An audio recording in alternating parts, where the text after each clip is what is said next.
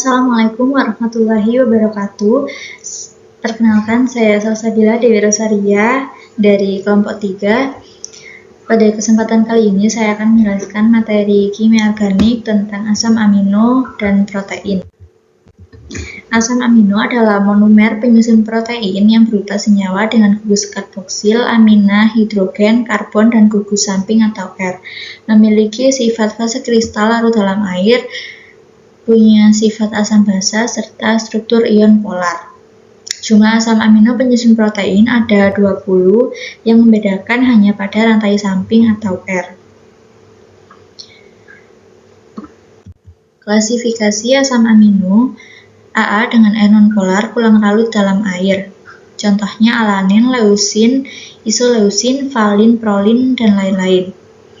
AA dengan gugus R polar tak bermuatan. Gugus R dapat membentuk ikatan hidrogen dengan molekul air hingga lebih mudah larut dalam air. Contohnya serin, treonin, tirosin, asparagin, dan lain-lain. 1AA dengan gugus R bermuatan negatif atau asam pada pH 6-7. Contohnya asam aspartat dan asam glutamat yang masing-masing mempunyai gugus karboksil. 1A dengan gugus R bermuatan positif atau basa pada pH 7, contohnya lisin, histidin, dan arginin. Berdasarkan jenis rantai sampingnya, yaitu yang pertama R berupa gugus alifatik atau rantai karbon.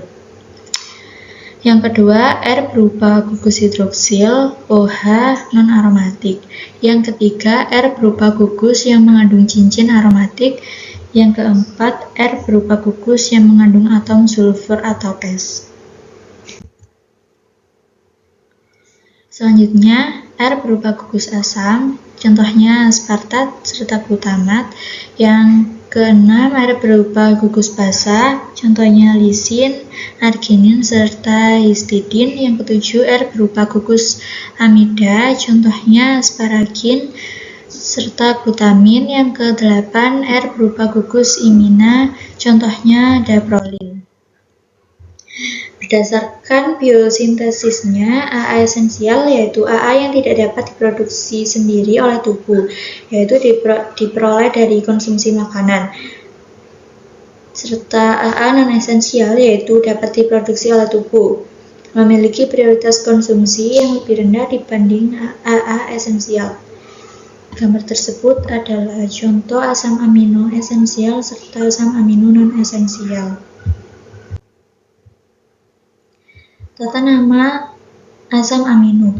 Penulisan asam amino 20AA umum disingkat dengan 3 huruf atau dalam 1 huruf dalam istilah bahasa Inggrisnya. Misal serin, ser atau S, glisin, gli atau G. Pengertian dan klasifikasi protein. Protein adalah senyawa organik hasil gabungan rantai asam amino yang dihubungkan oleh ikatan peptida.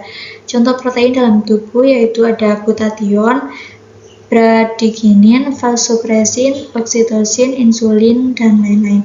Unsur utama penyusun protein yaitu C, H, O, dan N, tetapi ada juga yang mengandung belerang atau S. Sifatnya umumnya sukar larut dalam segala macam pelarut, tidak tahan terhadap suhu tinggi, memiliki MR yang sangat besar atau molaritas yang sangat besar. Pada hidrolisis enzim terurai berangsur-angsur dari pepton polipeptida di peptida asam amino. Klasifikasinya berdasarkan fungsi yaitu ada biokatalisator atau enzim, protein struktural, protein pertahanan, dan lain-lain. Berdasarkan bentuknya ada globular dan juga fibrosa atau serat. Berdasarkan strukturnya yaitu ada primer, sekunder, tersier, serta kuartener. Ikatan peptida adalah ikatan yang terbentuk ketika atom karbon dari gugus karboksil dalam satu molekul berbagi elektron dengan atom nitrogen dari gugus amina di molekul lain. Pembentukan ikatan peptida gugus OH dari gugus karboksil asam amino bereaksi dengan H dari gugus asam amino 2 membentuk H2O. Di peptida terbentuk ikatan peptida dan molekul air. Klasifikasi protein menurut fungsinya yaitu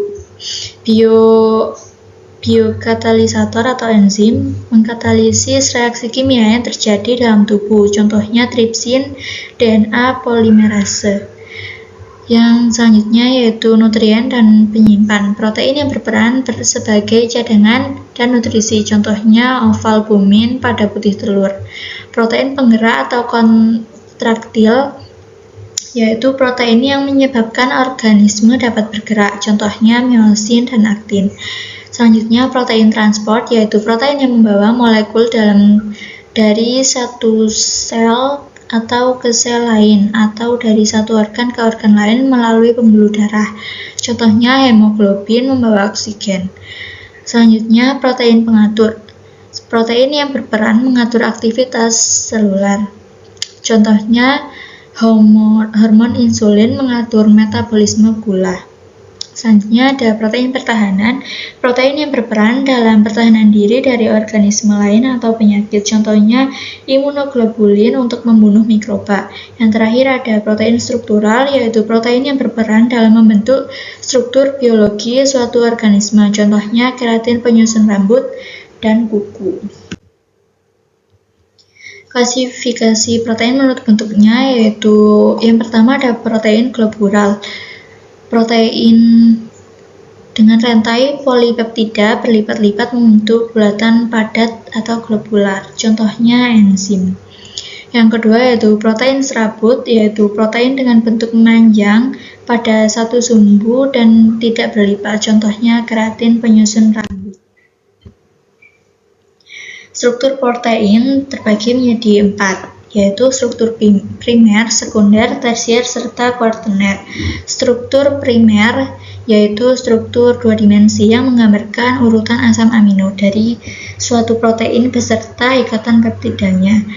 Struktur sekunder yaitu struktur 3 dimensi hasil pelipatan protein akibat ikatan hidrogen antara atom O karboksil dan N amino. Dua jenis struktur sekunder, A-helix dan B-sheet, paralel dan antiparalel. Struktur tersier yaitu struktur 3 dimensi hasil pelipatan satu rantai protein akibat ikatan hidrogen, ikatan ion, ikatan disulfida, gaya van der Waals, serta ikatan hidrofobik. Struktur kuaterner yaitu struktur 3 dimensi hasil pelipatan dari 2 atau lebih rantai protein akibat ikatan hidrogen, ikatan ion, ikatan disulfid, gaya van der Waals, serta ikatan hidrofobik.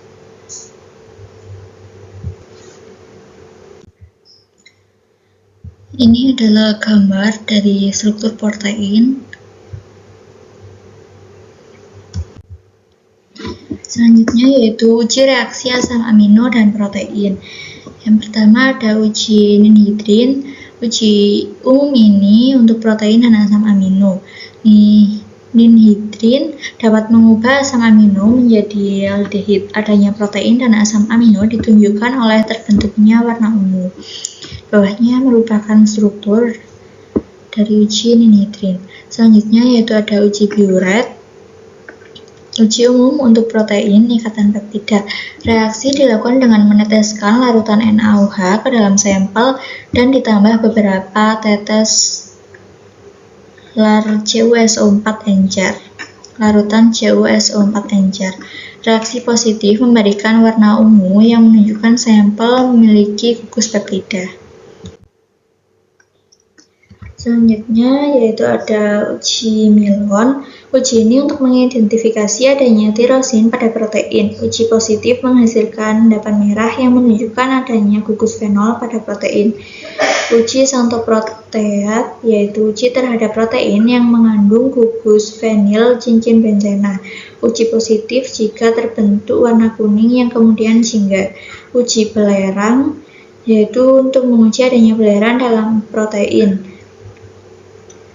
Maka ke dalam protein ditambah larutan NaOH pekat dan dipanaskan. Adanya belerang ditandai terjadinya endapan hitam. Berikut ada daftar pustakanya. Sekian dari saya, kurang lebihnya mohon maaf. Wassalamualaikum warahmatullahi wabarakatuh.